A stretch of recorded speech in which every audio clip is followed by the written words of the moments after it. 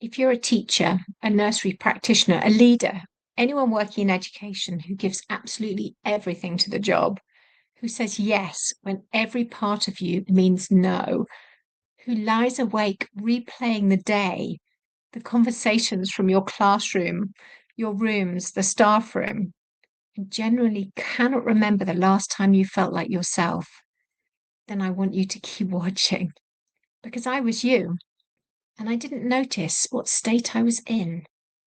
What if I told you today that just 5 minutes, even three, could start to change that each day?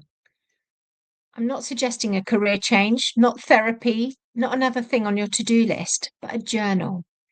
A 40-day journal built specifically for people like you and me. You see, the research shows what is actually happening in your brain, and it might surprise you. My name's Rowena Hicks. I spent over 30 years in education. I was a class teacher, a Senko, a specialist for a bit, and eventually a deputy head teacher. But in 2022, I burnt out completely. The hardest part, I hadn't seen it coming. I loved my job. Since then, I've retrained as a level 5 accredited coach. I've written books on teacher burnout, and I've helped hundreds of educators from nursery up through to secondary school find their way back to themselves. This journal that I've developed, the one I want to tell you about today, came directly from that journey. I used it, I developed it, I trialed it. I was a people pleaser, a perfectionist, overly conscientious in a way that I generally believed was a strength. I couldn't say no. Not to the colleague who needed covering, not to the parent who emailed at crazy times in the evening. But this didn't feel like it was for the children, so much of it. And somewhere in all of that, somewhere between the planning, the data, the lessons, the safeguarding, the parents' evenings, I lost myself completely. The strange thing is, I loved my job. I really did. And I think that's exactly why it was so hard to notice what was happening to me. When you love something, you pour yourself into it. And I poured until there was nothing left to give. When burnout hit for me, it forced me to stop. I had to look at what was happening in my body, what I was doing, my habits, and the research that showed me what's happening in education, so many of us. And one of the most powerful things I found in that rebuilding was something I hadn't expected. And that was that journaling is such a powerful tool.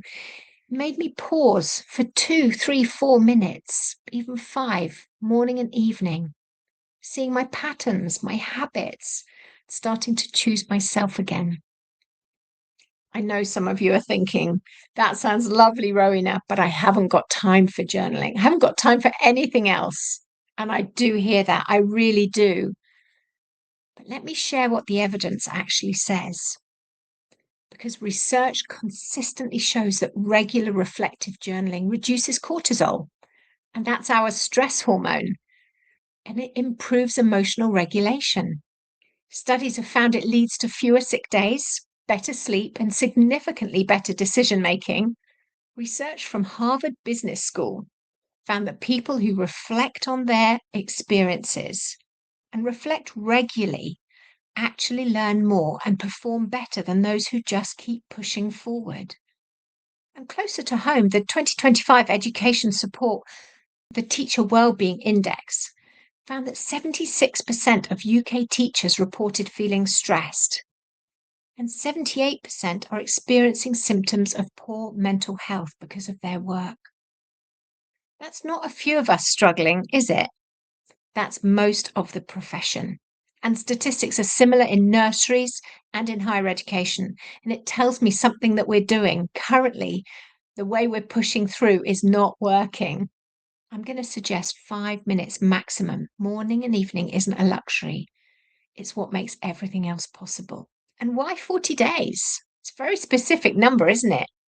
Because that is generally how long it takes to rewire a habit. It's not trying it once off, not testing it, but it's properly rewiring our brains. And the prompts in this journal aren't random. They're built around a model I developed through my own recovery and my coaching work, one that starts from the inside out. Here's what I've learned. When you truly understand your own value, when you stop measuring your worth by how much you do for everyone else, everything shifts. You show up better for the pupils, for your colleagues, and of course for those at home.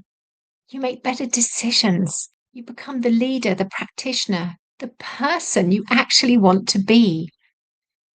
Each day in the journal has a morning prompt and an evening reflection. It's very simple. Some will feel easy and some will catch you completely off guard.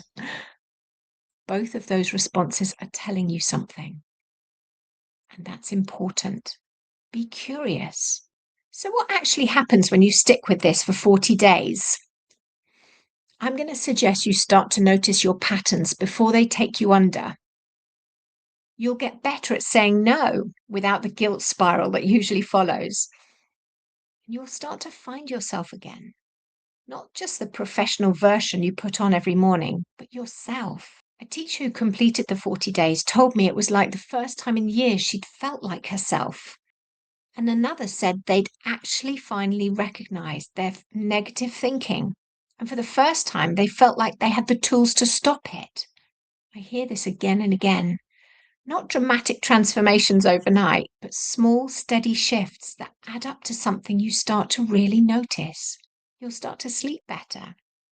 You feel less reactive. You stop running on empty. And the people around you will notice too. Your students will notice. Your family will notice. Because when you look after yourself properly, you have so much more to give. If any of what I've said today has resonated with you, if you recognize yourself in that list of symptoms at the start of this video, I'd love you to try this. I've put the link for the 40-day journal in the description below. It might just be the most important 5 minutes of your working day. If you've enjoyed listening, do subscribe so others can find it. I want you to thrive, not just to survive.